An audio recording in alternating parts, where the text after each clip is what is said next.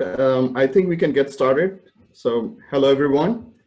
My name is Farhan Yunus. I am the General Secretary of Open Silicon Valley. Today we have an exciting webinar which will discuss emerging economies and will focus on a case for Pakistan. We'll try to develop some fundamental understanding on what Pakistan is, what makes it an attractive investment, what are some of the challenges ahead. We have two amazing panelists who will be discussing emerging economies and will be shedding some light on Pakistan. The first panelist is Francis Balsas. So Francis is the CIO of Global Emerging Market Debt.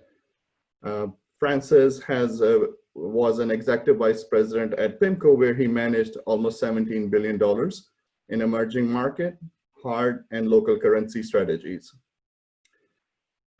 Francis started his career at Moody's Investor Services and is very well aware of the markets in the region. Our second esteemed guest is Matthew Vogel, who's a fund manager who's responsible for sovereign research at FIM Partners. Matthew was the managing director and head of emerging markets, emerging Europe, Middle East, and African research teams at Barclays Capital. Our session today is moderated by Shabo Qureshi, who's the founder of Q Capital. Shabo has worked in various private equity firms, including he was with Solomon Brothers and Goldman Sachs in his prior roles. Shabo also sits on a number of boards, including that of TRG Pakistan. FIM Partners is an institutional asset manager in the emerging and frontier markets. As I mentioned, this webinar is brought to you by Open Silicon Valley, which is a nonprofit based out of Silicon Valley here in California, the US, and Assembly F, which is a live shows platform for the global community based in Karachi. A few housekeeping items. I would request that please everyone keep their lines on mute. If you have any questions, please use the Q&A window. And we will address those questions towards this later half of the call today. And we'll try to get to as many questions as we could. So with that, I will pass it on to you, Shabo, to formally kickstart the call. And please make any additional introductions. Okay, thank you, Farhan. And thanks for Open and the sponsors for having us on and letting us talk a little bit. So just as background for why Francesca and Matthew are here, last year I was in my normal mode, which usually is really not following what's going on in Pakistan too closely. But you know, what I was hearing was, you know, just probably what everyone else was aware of: a falling currency, very little in the way of reserves, you know, things looking fairly bleak and desperate. And, you know, frankly, this was really nothing unusual in terms of how I thought about Pakistan, and that things have been in bad shape often. And, you know, this wasn't particularly noteworthy. So I just had this in the back of my mind, and so on, and that was just the backdrop for much of last year.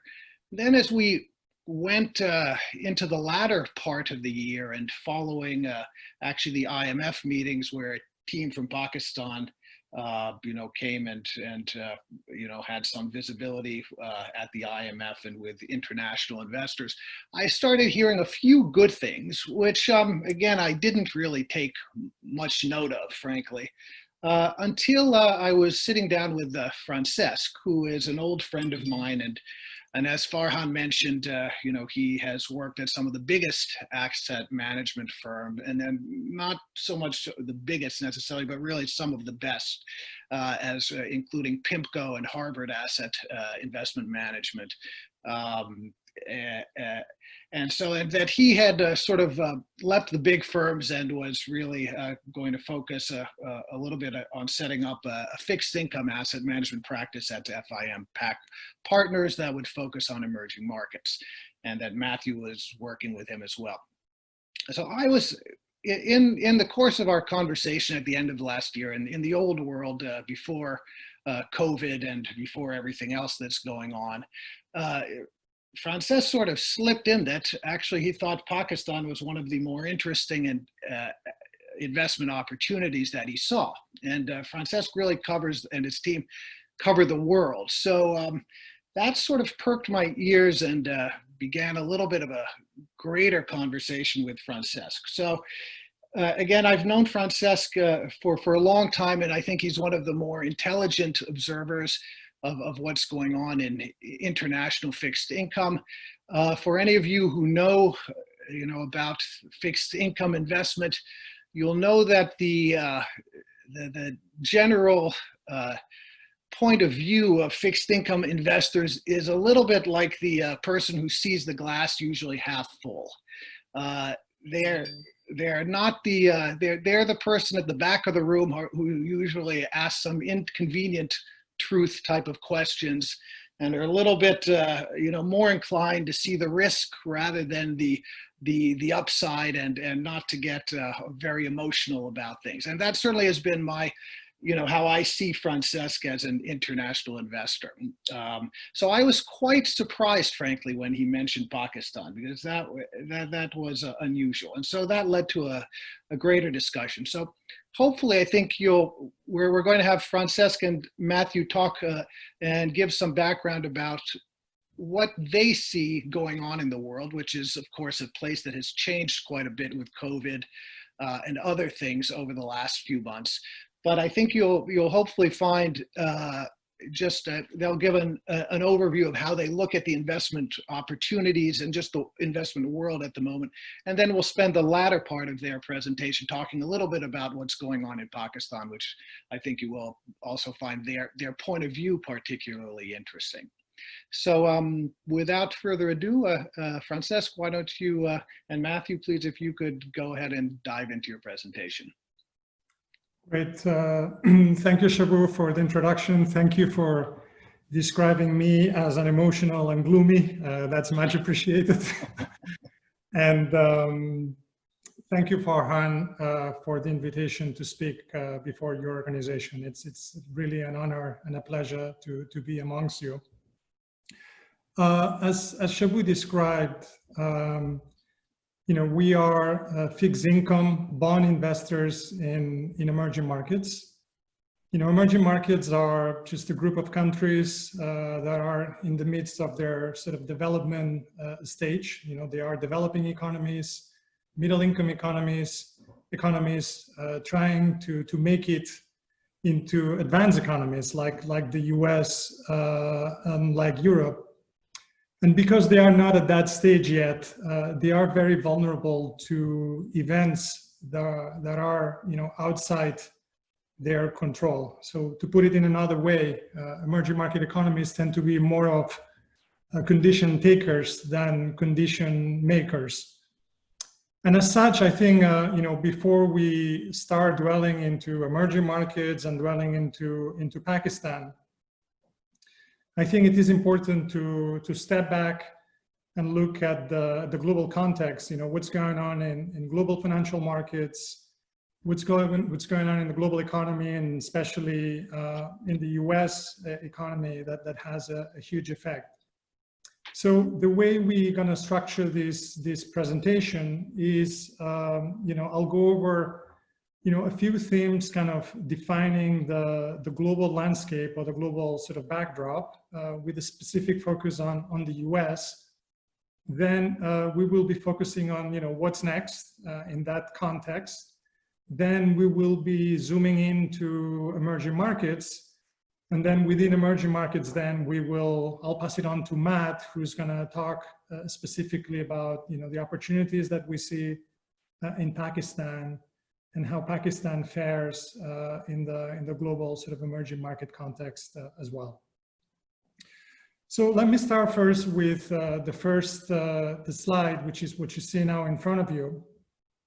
And one thing that is now being talked about by many financial observers, many journalists, economists, is the disconnect that we're seeing between sort of financial markets and the real economy. Call it Main Street versus Wall Street.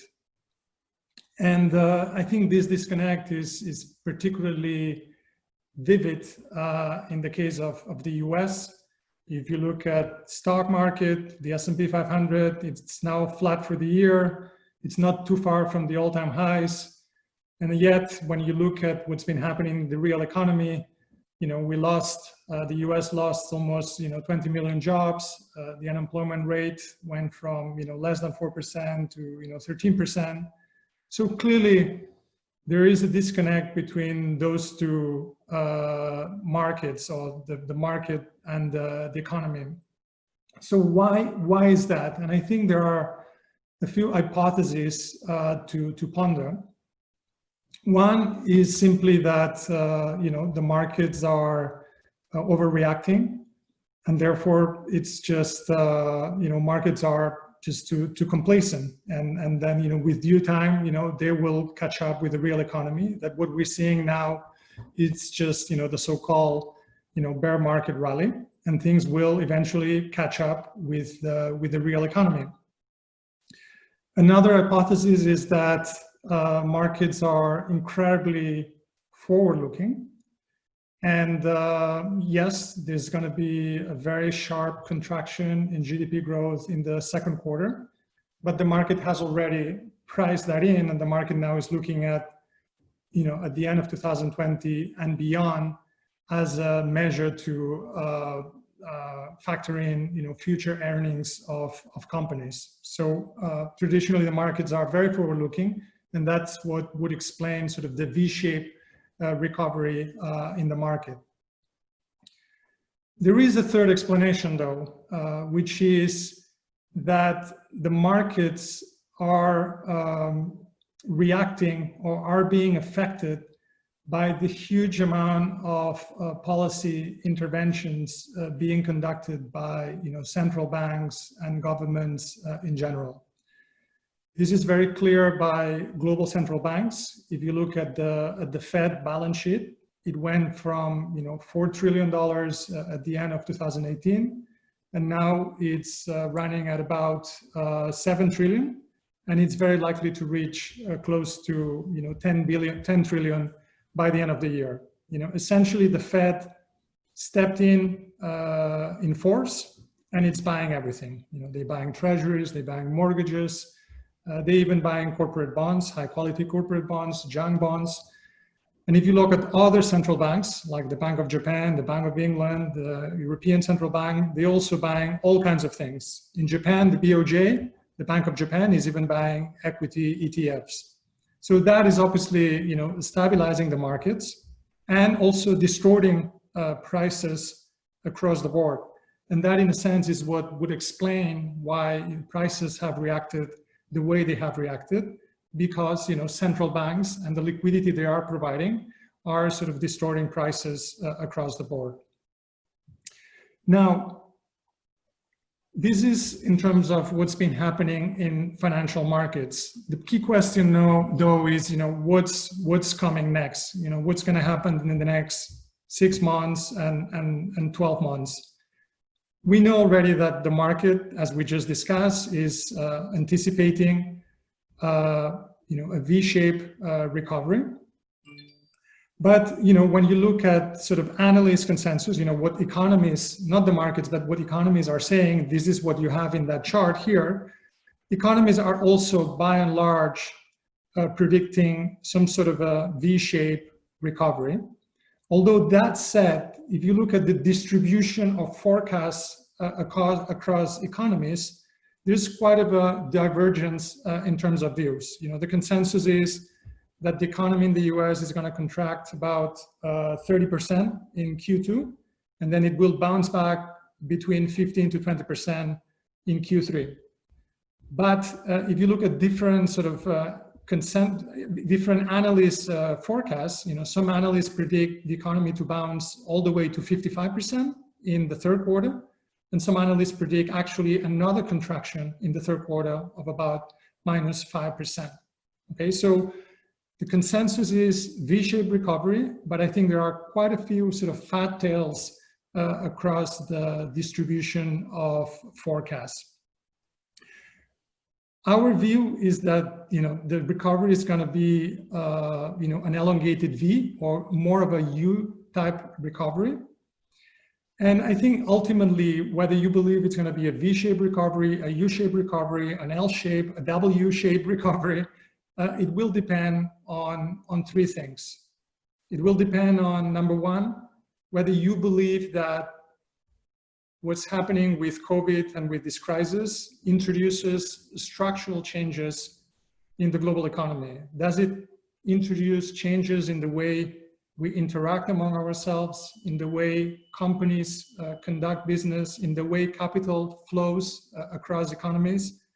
If you think that that's the case, which is very much our thinking, that there's going to be a before and after COVID, growth cannot be the same as it used to be before. It's going to have to go through a period of adjustment. So that's point number one. It will depend a lot on whether you believe COVID is a one-off or it represents a structural break. The second factor that I think will explain whether this is a V-shape or it's a U-shape type of recovery is what you're thinking in terms of the effectiveness of the policies that are being put forward by central banks and fiscal authorities. If you believe that those policies will be effective in sort of restoring normalcy in the job market and providing confidence to investment, then your case for a V-shaped recovery is going to be stronger than if you believe that those policies are just a band-aid, are not that effective. And thirdly, I believe that a factor that will explain whether this is a quick bounce or more of an elongated recovery, it's going to depend on that we don't have more cases, or that there's no relapse in cases in COVID. And the scary thing here is that when we look at across the globe, and even in the US, in some states, we're seeing a little bit of a relapse in the number of cases. And obviously, if there was a bigger relapse, I think that would be very negative, or that would definitely put a spanner in the works in terms of the recovery of the economy. Now, beyond, here we're talking about what's going to happen in the next 6-12 months, what happens in a post-COVID world. But I think that beyond that, one debate that has been going on for a while on advanced economies, especially, and particularly in the US, in Europe and Japan, has to do with what's going to happen, longer term. And here I would say there are, broadly speaking, two schools of thoughts.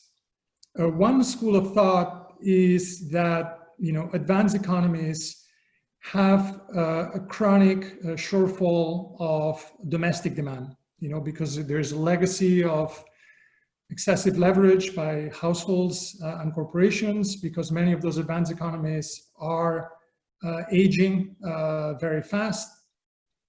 And therefore, because you have this chronic deficiency of demand, you have a chronic excess savings over investment. That excess savings over investment is putting pressure, downward pressure on global yields across the globe, especially in advanced economies. Now, the theory that kind of encapsulates that the best is the so-called secular stagnation theory. This is a theory that has been espoused particularly by former Treasury Secretary Larry Summers. And to be honest, if you look at what's been happening since the financial crisis of 2008 till now, his thesis has been very well validated. We've seen a huge amount of central bank activism. We had quantitative easing round 1, round 2, round 3, yield curve control, you name it, all kinds of measures by the fiscal and monetary authorities, and yet inflation, which is a sign of deficiency in aggregate demand, continues to be very depressed in advanced economies. The ultimate example of that phenomenon, the country that is leading the most in that kind of context is Japan. Japan has been in a sort of deflationary type of environment with consistent deficiency of demand for decades. And that's why one, corollary of the secular stagnation is the so-called Japanification. So the big question is the US, is Europe going into sort of the Japan route? The second school of thought says exactly the opposite. It says, look, no, there's no, deficiency of demand. If anything, the problem here is that central banks are being way too active.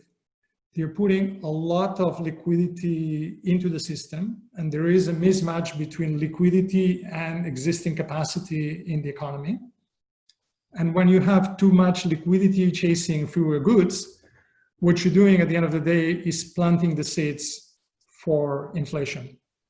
So there is a bunch of economists and investors who believe that we're not going into the Japanification, secular stagnation route, but we're going into some sort of a stagflationary currency debasement type of framework that ultimately could lead us into a depression. So very two distinct theories sort of underpinning sort of the ideological framework of the global economy going forward. Which one do you believe on will have, important implications in terms of policy? Obviously, if you believe in secular stagnation, you will want more policy activism. You will want more central bank activism, more quantitative easing, more interest rate cuts. If you are on the stagflationary side or on the hyperinflation concerns, all you want is hold real assets. You're very concerned about nominal assets. And the last thing you want is more government intervention. You want more austerity rather than more intervention. So this is a little bit like the longer term intellectual debate, if you will. And I think it's useful then to look at what do markets think? In which direction are markets kind of leading us to? Are they thinking more in the Japanification side, or are they thinking more towards the depression side? And if you look at markets, the problem is that the markets are giving us conflicting signals. Like if you look at government bond yields, and here you see the 10-year treasury bond, which is now trading at a little less than 1%.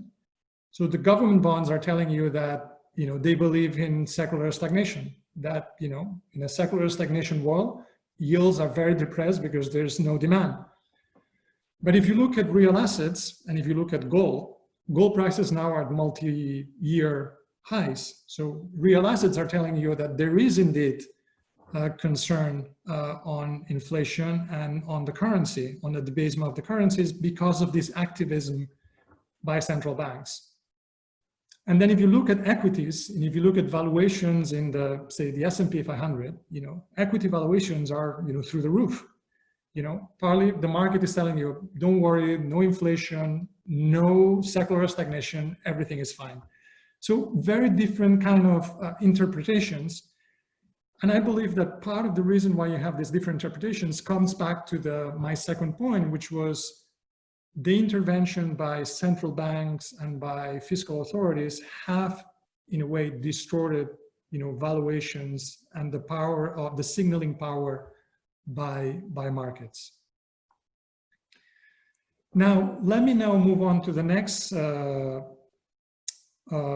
phase of this presentation. I want to focus a little bit on EM, emerging market fixed income, emerging market bonds. And here, what I want to start doing first is giving you a little bit of the context of where you can invest in fixed income. So basically, you have three choices. You can invest in government bonds in advanced economies. So you can buy, a U.S. Treasury bond, a U.S. Treasury bill, a German bond, a French bond. And here, obviously, the returns are very paltry. If you look at the one end of the extreme, at the lower end, you have a German bond, which gives you a negative yield. So basically, you pay to own that bond, and you have a bunch of negative yields in Europe and in Japan. Then you have a treasury bond in the US, which, as I said before, gives you less than 1% for lending for 10 years. And then you move up the credit ladder. So the next stage would be buying a US corporate bond. And there you can buy a high quality bond, what's called an investment grade bond. Say you buy a Verizon bond. Verizon is considered by the market as a good company. And that pays you about roughly 2% in yield. Or you can buy what's called a junk corporate bond in the US, which is going to pay you around 6%. Now that's sort of the menu of alternatives in the developed markets. Then you move on to the right-hand side of the panel, of the graph, and there you have all the alternatives in emerging market bonds.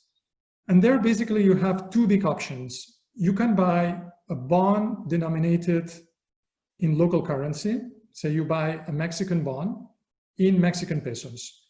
So basically you're taking two risks. You're taking the interest rate risk of the bond plus the currency risk of owning a Mexican bond denominated in pesos, okay? So the average yield of local bonds in emerging markets is about, call it 5%. Alternatively, you can buy emerging market bonds denominated in dollars, okay? So you remove the currency risk, and there, the emerging market bonds in dollars, in general, they pay you, on average, about 6% in yield. And then finally, you can buy local currency debt in a subset of emerging market countries called frontier markets. And those are countries that are not yet sort of mainstream emerging markets, but are becoming slowly but steadily emerging market, more consolidated emerging market economies. And one of those countries, and we'll talk about this later, is Pakistan.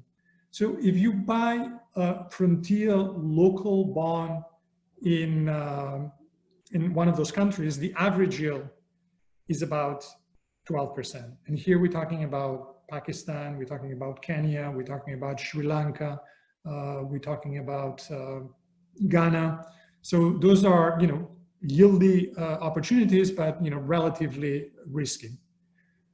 I think the interesting thing about this chart, though, is that in a world of generally depressed yields, EM is one of the few sort of investment alternatives that gives you at least a yield which is well above, inflation, which is that dotted line in the chart in the US. So they give you a real return on your investment.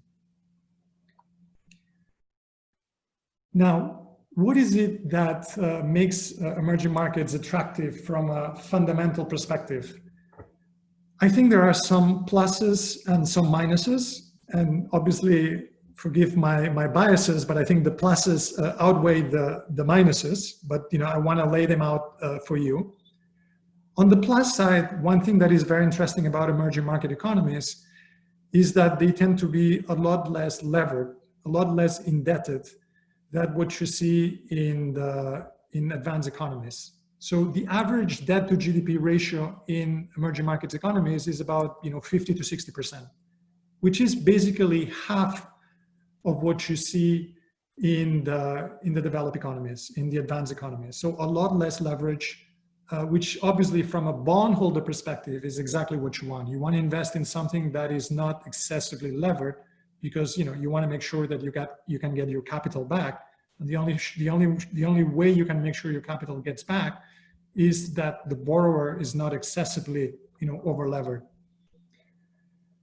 The second plus for EM economies is that if you look at the drivers of growth, capital accumulation, total factor productivity, demographics, emerging market economies have the right ingredients for higher growth than their developed markets, right?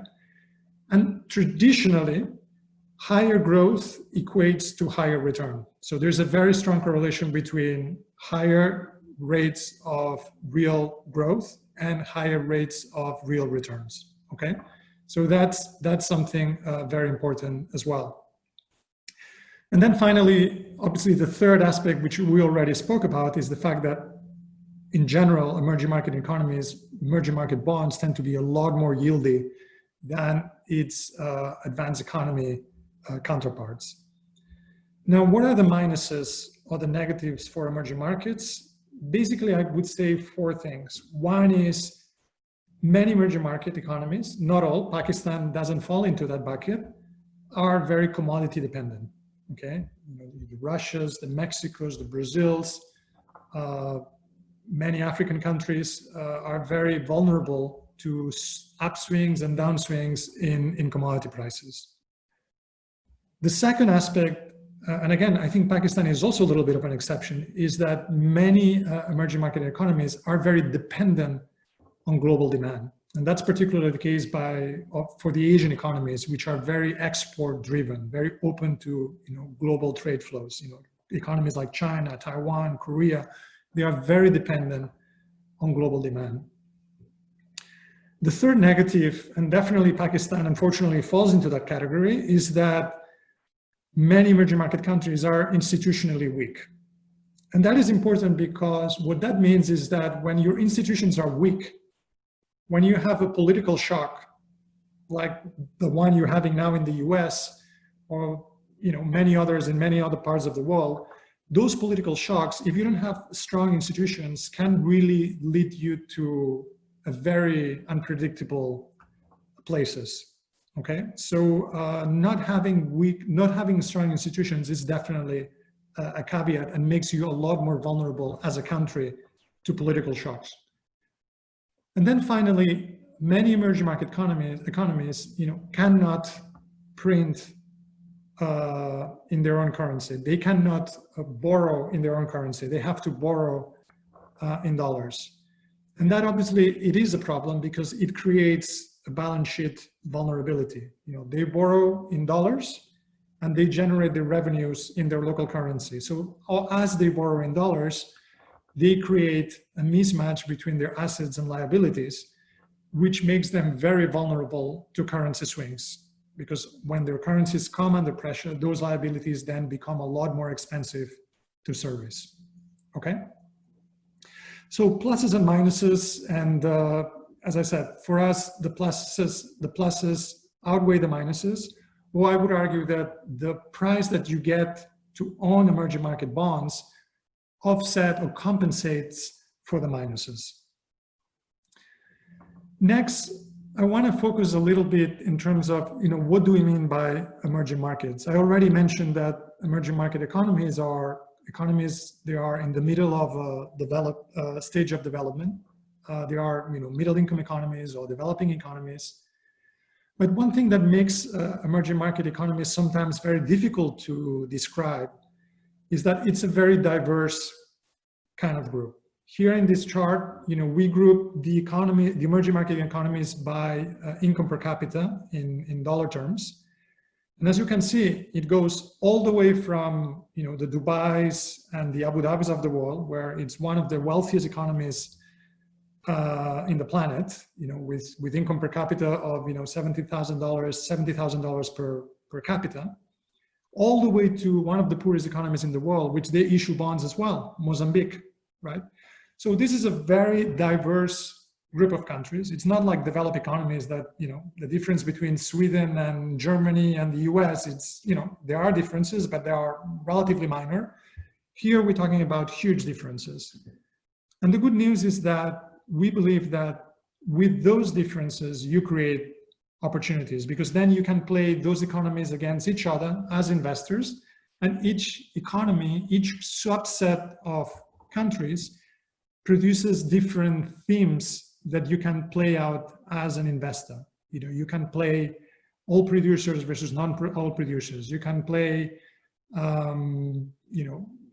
Asian credits versus non-Asian credits, exporters versus importers, tourism versus non-tourism. There's so many themes that you can play out because of that diversity of countries that, that enriches a lot sort of the opportunity set as investors. Now, from our perspective, the way we're building our portfolios, we basically define or break down the countries in two big groups, in what we call the haves and the have-nots. And that distinction, by the way, has been really important in the midst of all these crises. The haves, essentially, in our view, are countries that have, the balance sheet, the access to financing, the financing buffers, and the room to implement counter-cyclical policies to navigate shocks, right? So when you are in the middle of a massive global crisis, being a have is a huge plus, because then it allows you to navigate those shocks a lot more effectively. So if you look at the chart here in this graph, basically we did something very simple, but on the y-axis we have the current account deficit to GDP. The current account deficit is a measure of, it's the broader measure of an external deficit. So basically, if you import more than export, you have a current account deficit, broadly speaking. And that's a measure of external imbalance or external balance. And then on the x-axis, we have the total debt to GDP of a given economy. And that we take as a proxy for an internal balance, right? So as you can see, there are plenty of countries in emerging markets. And we want to stay away from countries that exhibit both external imbalances and internal imbalances. And those countries, we circle under the name, Ring of Fire, which I'm paraphrasing my old boss at PIMCO. He did that a long time ago with some countries in G10 space. But that's where we want to stay away from. All the rest, we think, are good opportunities for us to invest. And as you can see, Pakistan, which I highlighted in that graph, is outside that Ring of Fire, not only because statically it is, but we think that the direction of travel is sort of moving Pakistan further away from that Ring of Fire. And Matt will talk about this a little bit later. Now, the nice thing about this focus on the haves and countries that have the balance sheet, the ability to implement counter-cyclical policies and the institutional resilience is that those countries actually give you good opportunities to invest. And if you look at the way we have built our portfolio right now, we have a portfolio essentially of haves. Countries like Mexico, Indonesia, Saudi Arabia, Brazil, Ukraine, Egypt, Pakistan. Those are good countries to own, some more higher quality than others. And obviously then the yield changes as you go lower in the quality spectrum. But what we like in our portfolio nowadays is that we can build a portfolio with a yield of 6% with the haves, with the low default risk type of portfolios.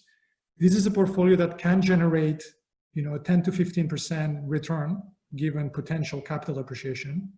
And more importantly, it is a liquid portfolio. So in our fund, we don't have lockups. We can have our fund almost as a, a cash management exercise. You can put the money in and you can take the money, with a 2-week sort of warning period. That's all it takes. And the reason why that is possible is because these are all liquid markets. You don't have to go the extra mile of some private equity fund or some exotic type of opportunity to invest among the haves. There's enough liquidity in our universe to build something liquid and without lockups. Okay, I think I've talked a lot, and what we want to do now is we want to focus a little bit, zoom in into Pakistan. So I'm going to pass on this section to Matt, who's very familiar with the country. And yeah, go ahead, Matt. Thanks, Francis. And thank you to Farhan and Shabu for having me. It's a pleasure to be speaking to all of you, and I hope you're all well. Just reflecting, I don't think I've been in one place for such a long period of time since I was maybe 18 years old or 19 years old. And my last business trip was in Pakistan. I was there the last week of February, and it was just a dynamite trip. We had a one-on-one meeting with Imran Khan. We met with 5 of his cabinet ministers in one-on-one meetings. A number of members of the business community, the central bank, and we left on a Thursday, the last Thursday of February, and they were just talking about closing the schools in Karachi. And I got a call from my travel agent who said, Matthew, maybe you should think about coming back before Saturday. Maybe there might be some issues with the flights. And so that was my last trip. It ended on quite a high, given, what was happening in Pakistan over the last 6 months, to be honest, which gave me the impression that one could be a bit more optimistic about the medium term. So, as I've been looking at Pakistan for a long time. I started working on Pakistan in 2004, intensively since about 2010, and with FIM since 2014. And if you go back to 2013, the country was in some ways quite similar to the situation that Imran Khan inherited. The country was on the verge of a balance of payments crisis.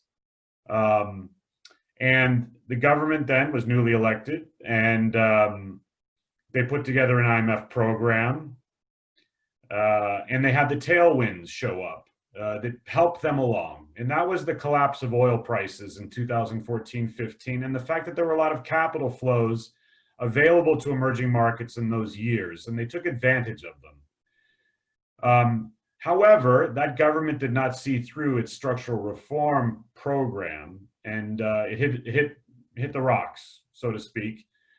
And so, we had this discussion then, all of us, here we go again, another IMF program, the 20th or however many. What's going to be different this time? And do they have the cyclical tailwinds or not? And to be honest, when the government came in, we did not have any of those tailwinds. We didn't have the prospect of capital flows. We didn't have supportive oil prices for the country. And the government, when they first came in, they really stumbled. It took them a long time, I think, to find their feet and to decide on what they wanted to do as far as reform. The prime minister needed to be educated, I think. He needed to surround himself with some good people. And there's nothing like a crisis to wake people up either. And I think he was fortunate in finding some good people to put around him. And I have to say that, pre-COVID, Pakistan had really started to come into into the sights of global emerging market investors, really for the first time, to be honest. We saw that in terms of the capital flows going into the country before COVID. There was a lot of optimism. Now, of course, there's a lot of hot money floating around too. But from my perspective, I felt that the prognosis for some institutional change was quite good. And I've been in Pakistan 4 times in the last couple of years, meeting with opposition members, current government, external experts. And looking at the sort of the framework we have for countries, what is the formula for success? First is to get the macro right, and then to do the reforms, right? So the reforms require the institutional strength. And I think that's really, I think the previous government, they had the macro and they had the tailwinds, and they just burnt things up with some bad policies. But this government is basically adopting the same IMF program framework, but I think we had started to see the essence of what they were doing in a much clearer way. So I'll move through the slides as quickly as I can, but I do think that there was a lot of optimism, I think for good reasons. And again, I would call a lot of the $3 billion.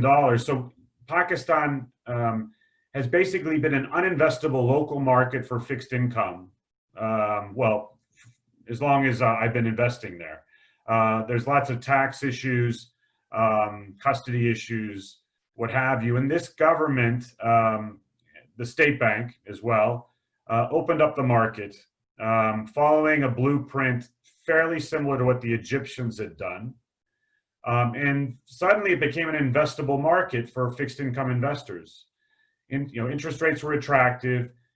They had started that adjustment process that the country went through was well entrenched. Reserves were recovering, and it became quite a virtuous circle, so to speak, in how the market could look at the country.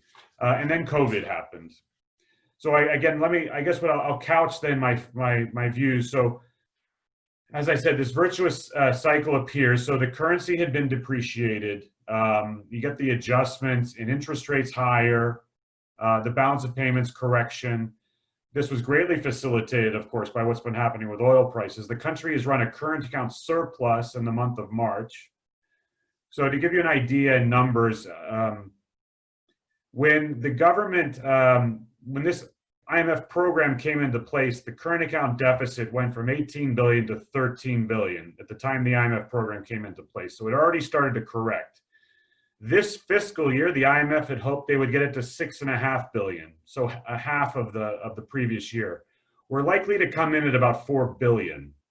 Okay, so this is a country that had been running a 5 or a 6% of GDP fiscal deficit, going to run 1.7, 1.8% of GDP current account deficit. So to put this into context from the reserve position of the country, okay, so reserves have recovered, and even with the COVID issue, we're stable in reserves to where we were before COVID, which is quite impressive. So what is so fascinating now? So I've sort of mentioned the point about the institutional framework. Yes, this is the time for a boom if COVID wasn't happening, to be quite honest, because you got the adjustment, you had the high interest rates, and you had an investment case just for that. And you could be cynical. You could say they're not going to do the reforms, but I think the issue with COVID and the shock it's put onto the growth side make the reform outlook more important. So the IMF has not abandoned Pakistan, okay? The IMF has dispersed additional funds to Pakistan. They're about to conclude, I believe, the second and third review of the existing program, which is based on the budget. So the budget has to be approved in the next few weeks.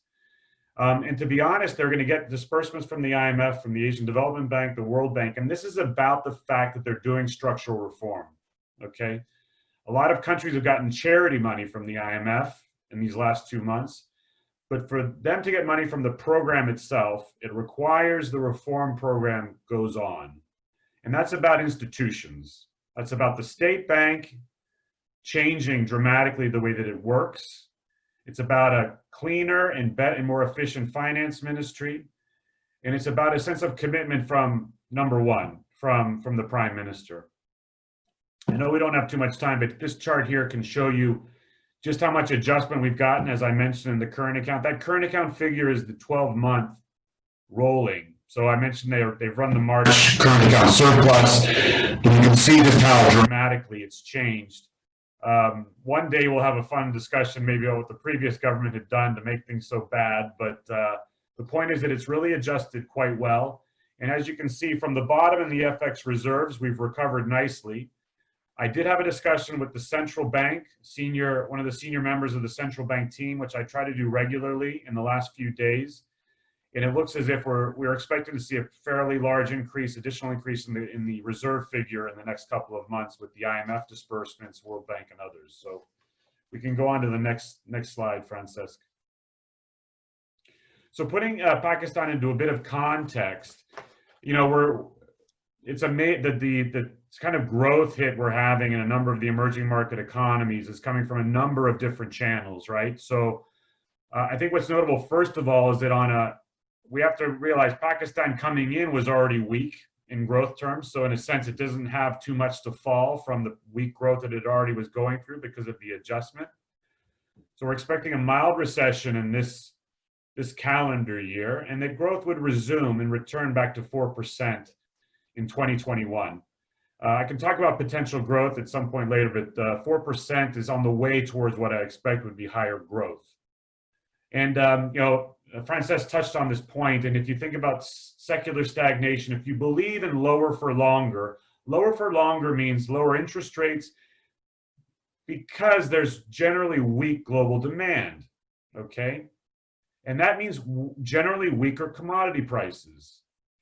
And the ideal economy for growing and for attracting capital in secular stagnation is a country which has a large domestic economy, which does not have commodities, and has demographic drivers.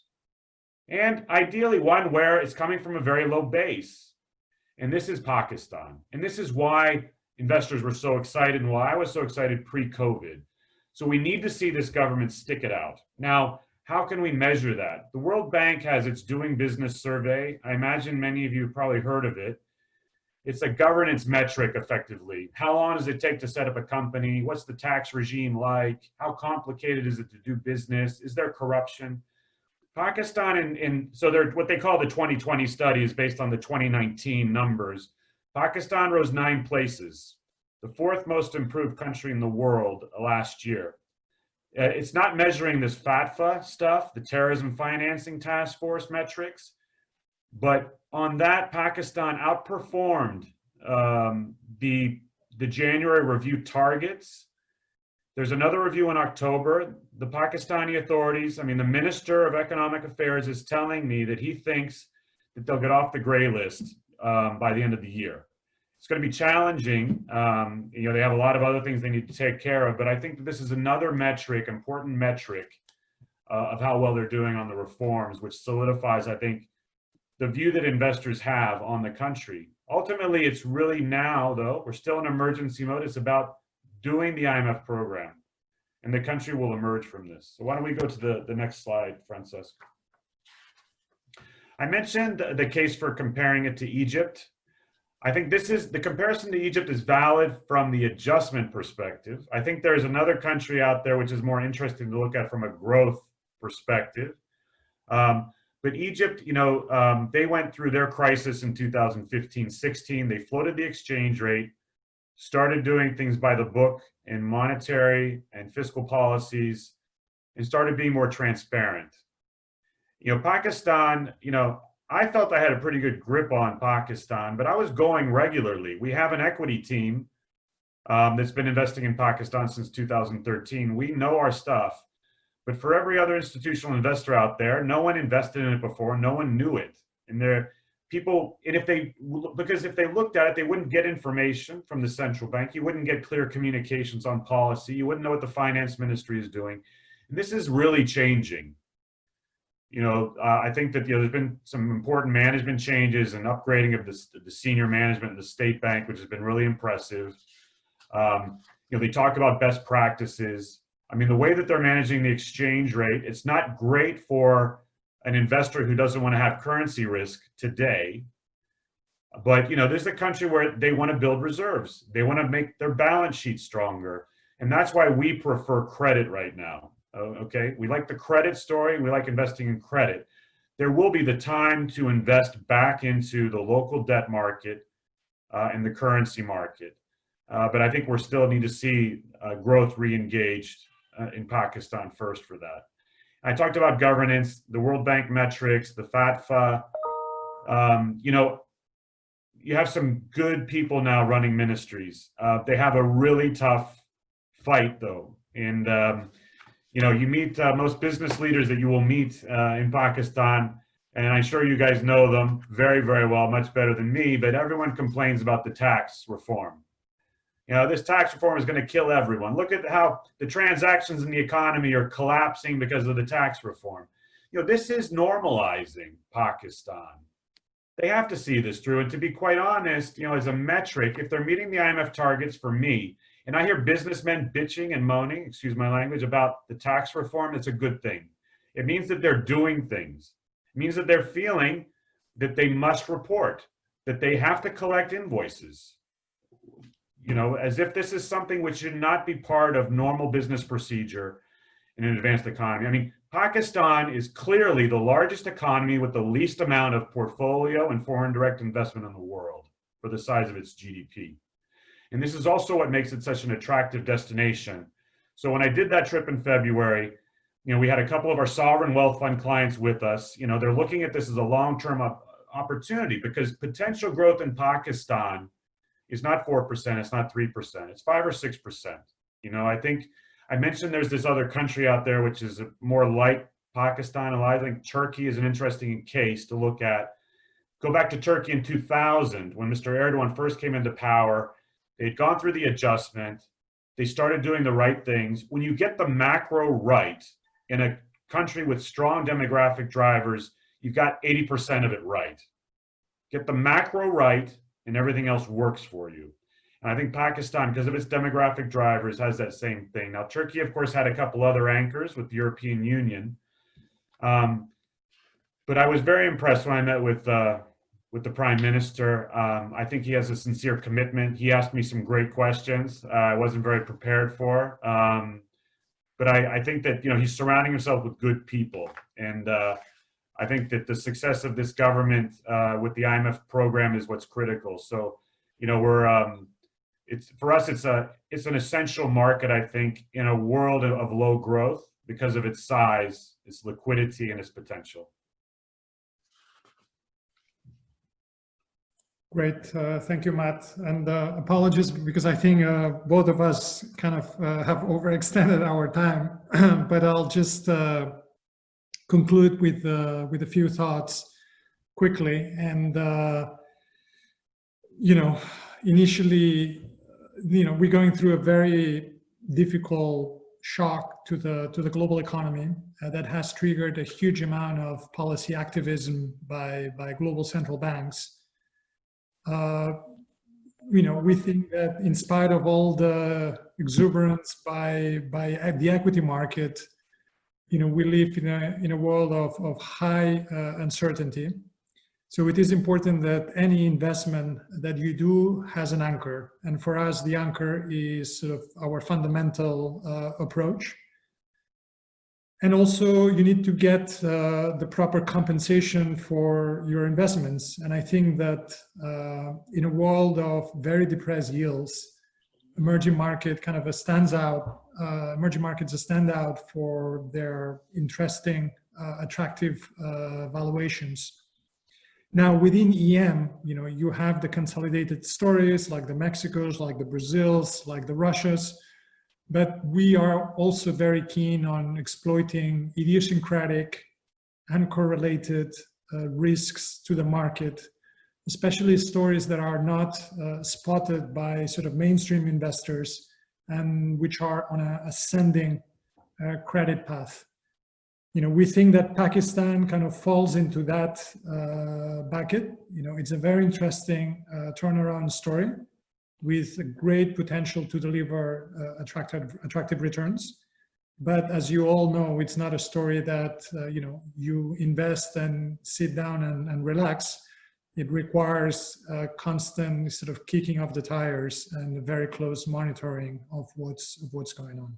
And I'll leave it there. Thank you very much. We had a couple of questions, which I'll just, Farhan, how much time do we have, do you think?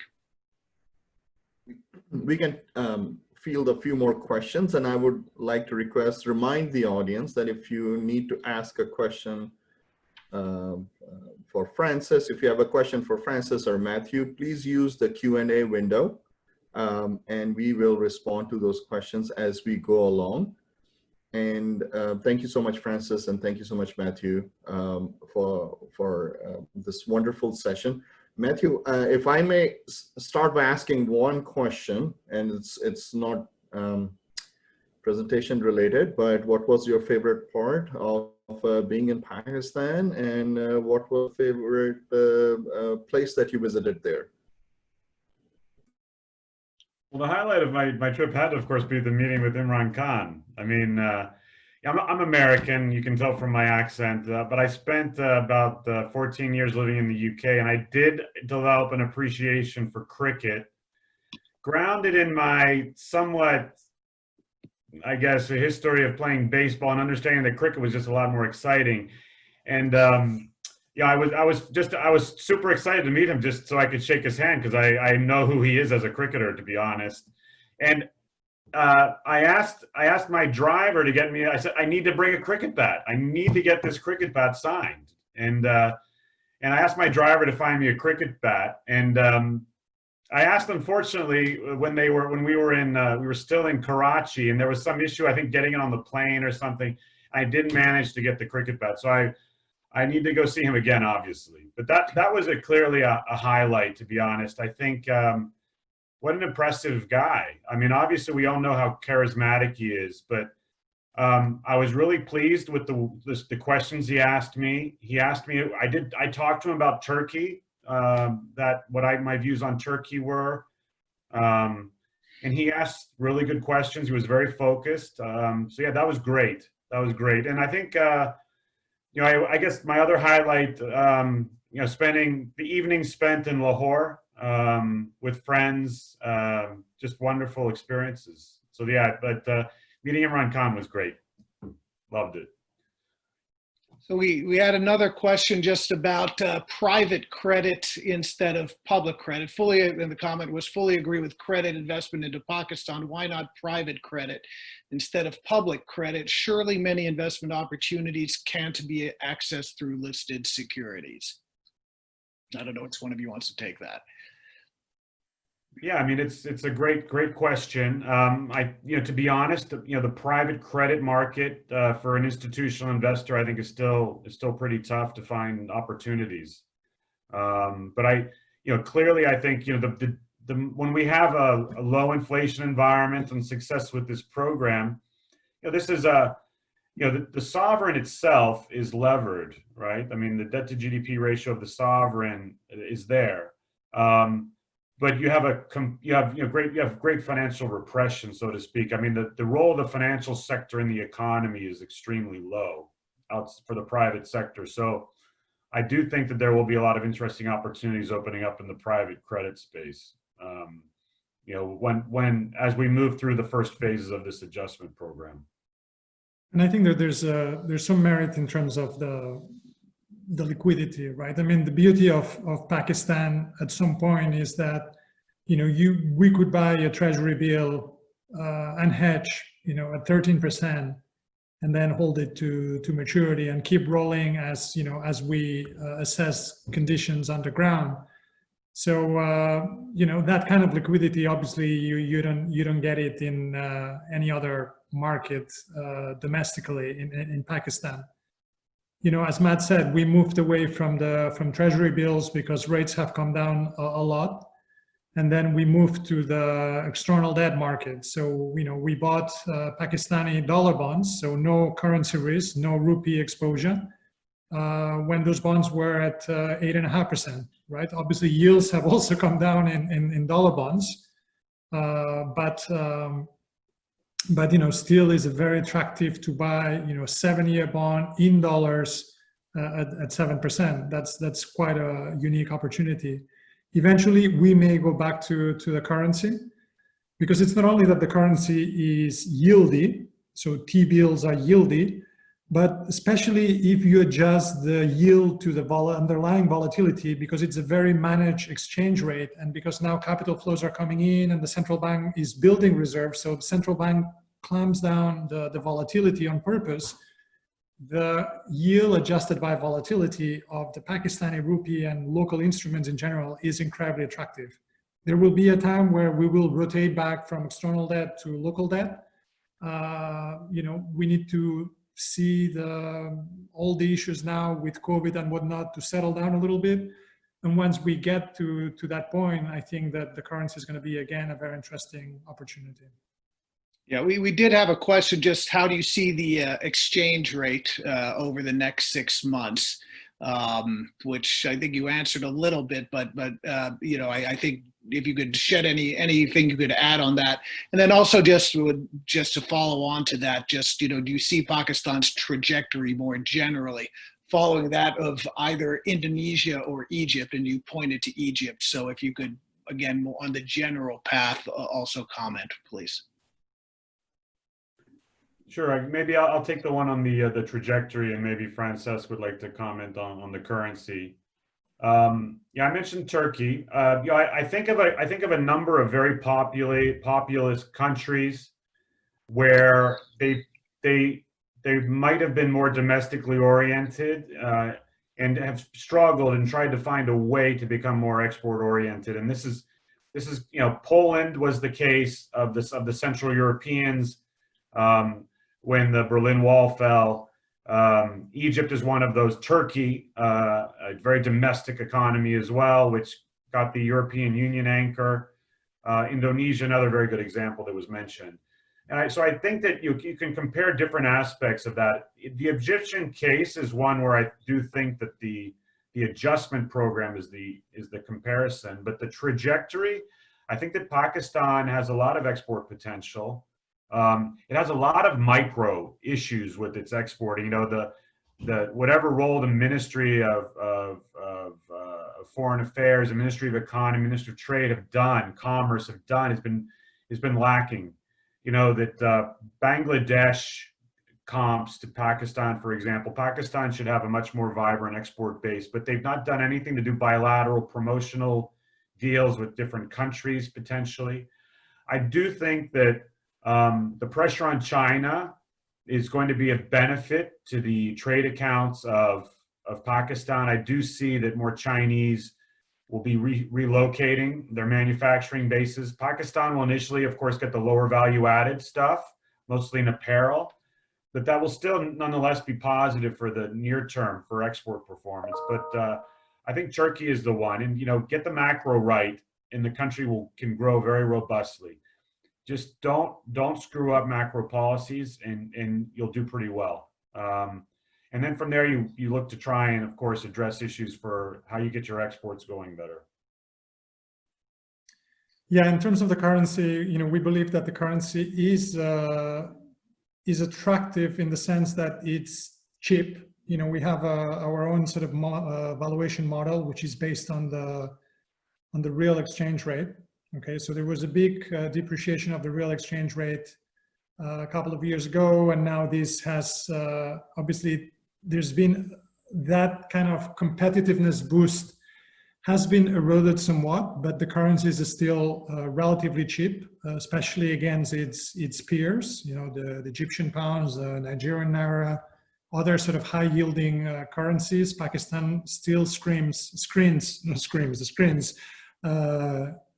cheap. One issue sometimes preventing the currency from stabilizing has been portfolio outflows. When the whole COVID thing unfolded in March, there were many investors that exited the market, and the central bank, rather than defending in a very sort of pointless manner the exchange rate, decided to accommodate that flow by letting the currency adjust, which I think, in retrospect, I think it's the right thing to do. Because otherwise they would have eroded their balance sheet. So now we are in a situation whereby a lot of those flows are out of the way. The currencies are still cheap and interest rates are high. So, I think it's attractive, but as I said, as of now, we perhaps prefer the dollar bonds because the yield differential between the dollar bonds and the local bonds is not that high in favor of the local bonds, but eventually, we will rotate back.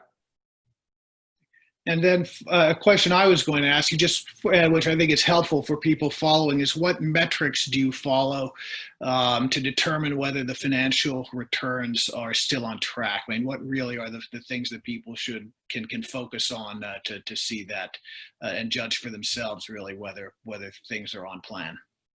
We have the transparency which the IMF program brings to things, and a lot of the policy discussions we have with the authorities, we stress this very much. And again, I don't want to go into too much. Egypt, for example, they left their IMF program successfully last year. And I told them, and I think there were other people telling them as well, do a program without financing, but have an IMF program.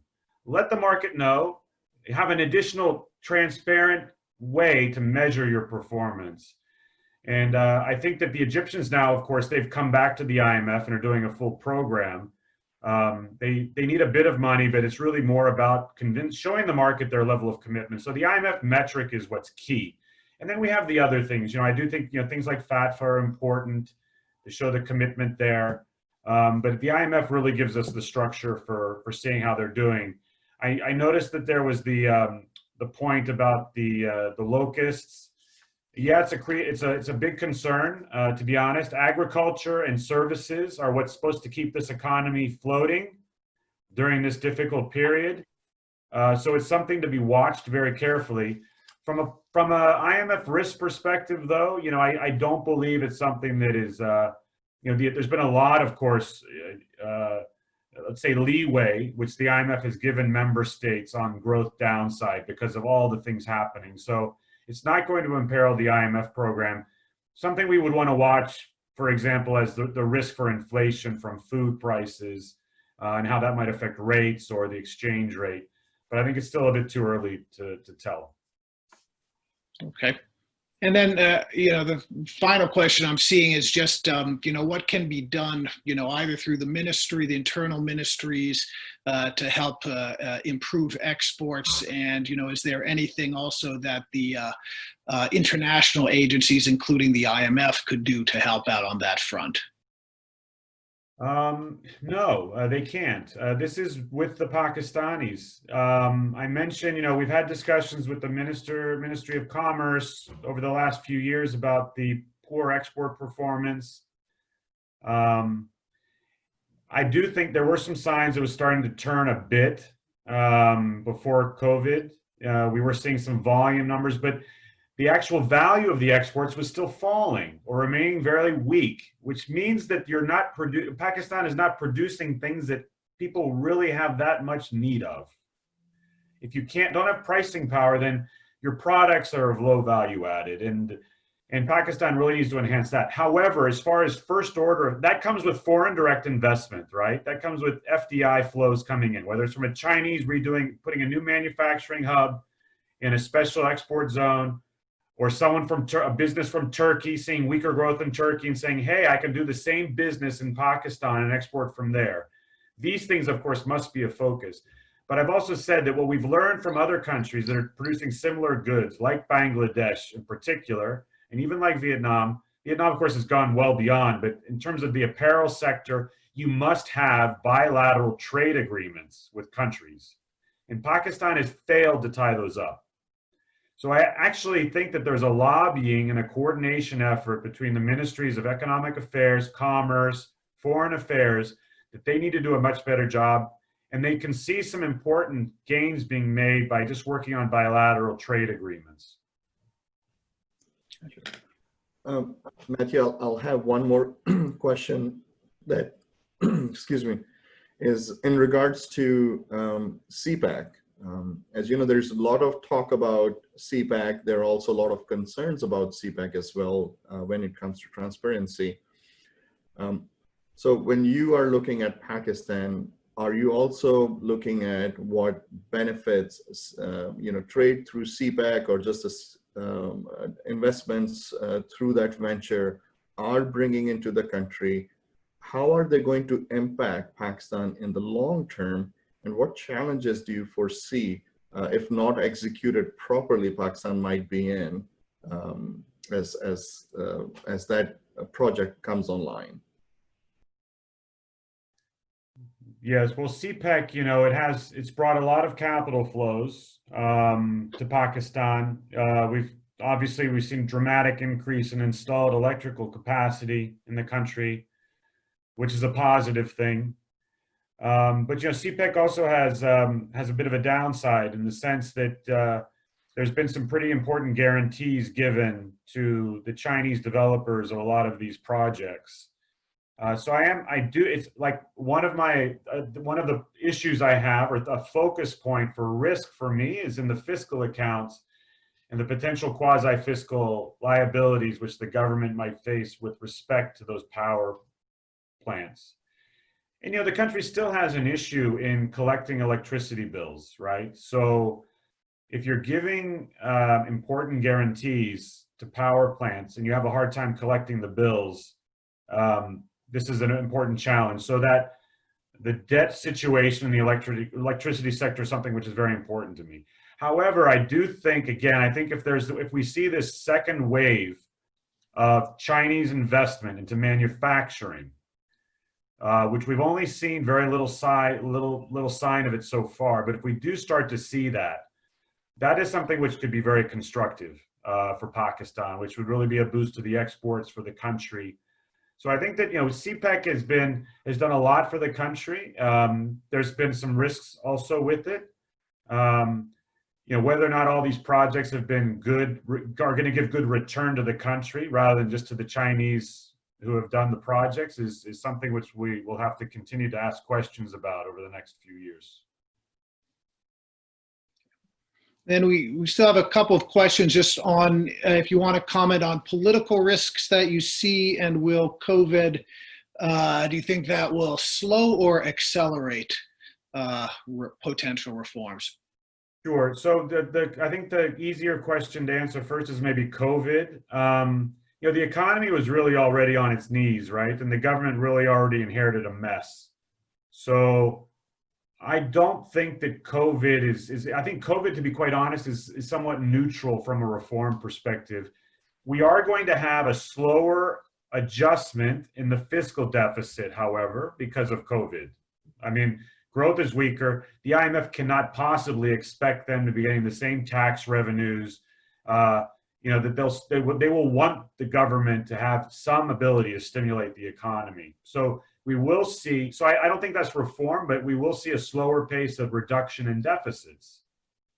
So that would imply that, yes, the reforms become more important, but that COVID doesn't affect the reforms themselves, I don't think. So the government, is going to have to continue with its efforts on the tax reform.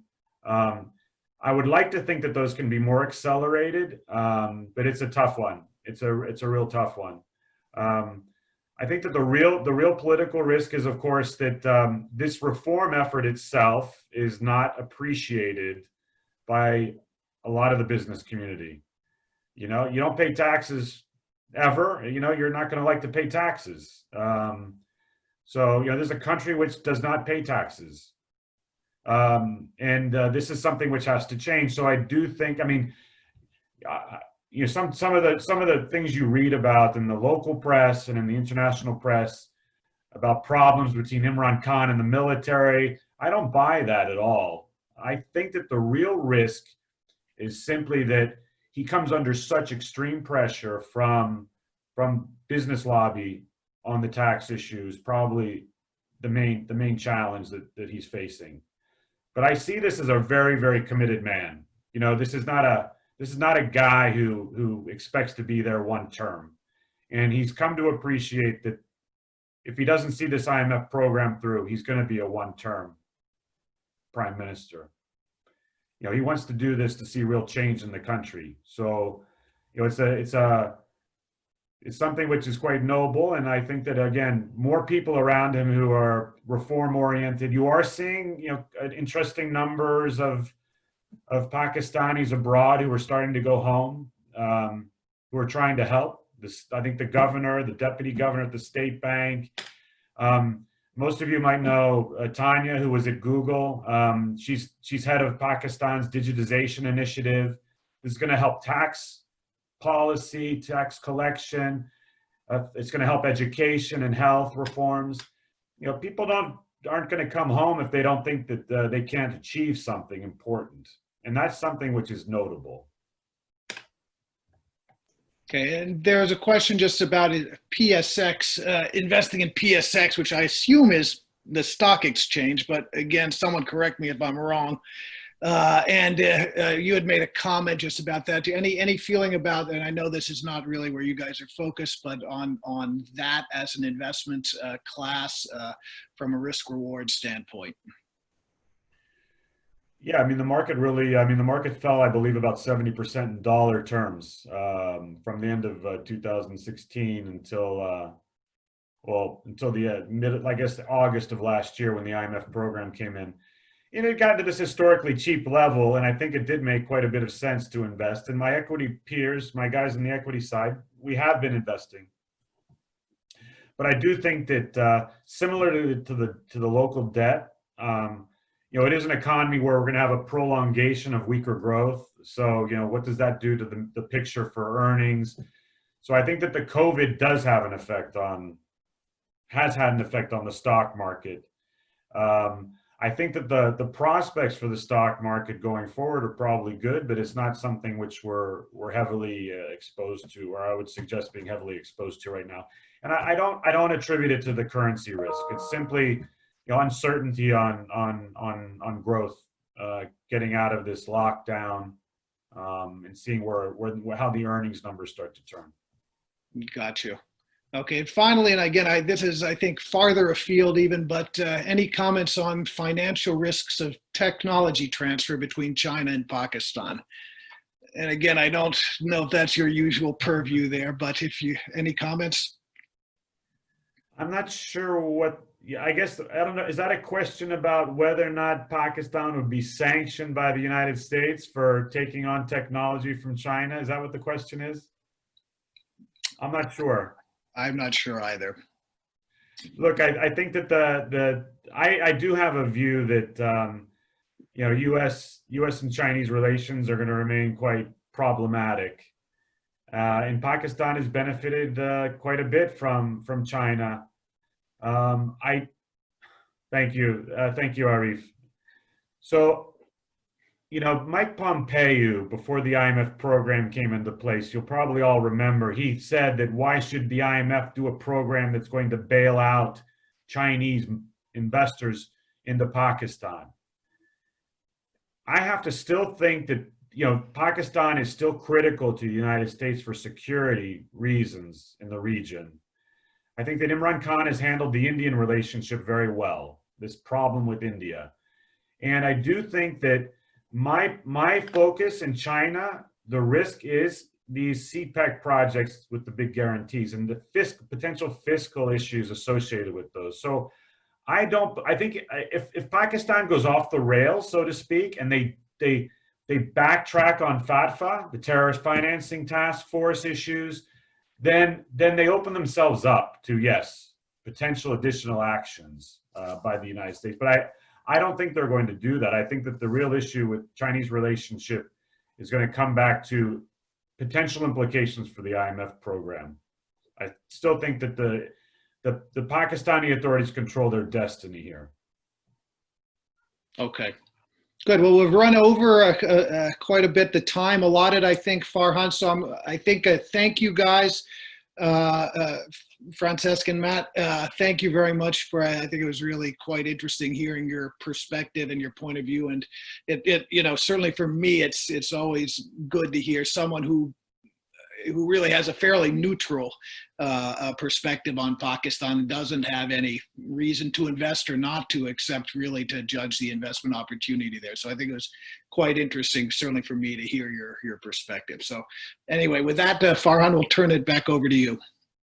Sure, and thank you so much, Shabo. Thank you so much, Francis, Matthew, for your time. Shabo, for moderating the panel today. This is a very insightful experience, at least for me.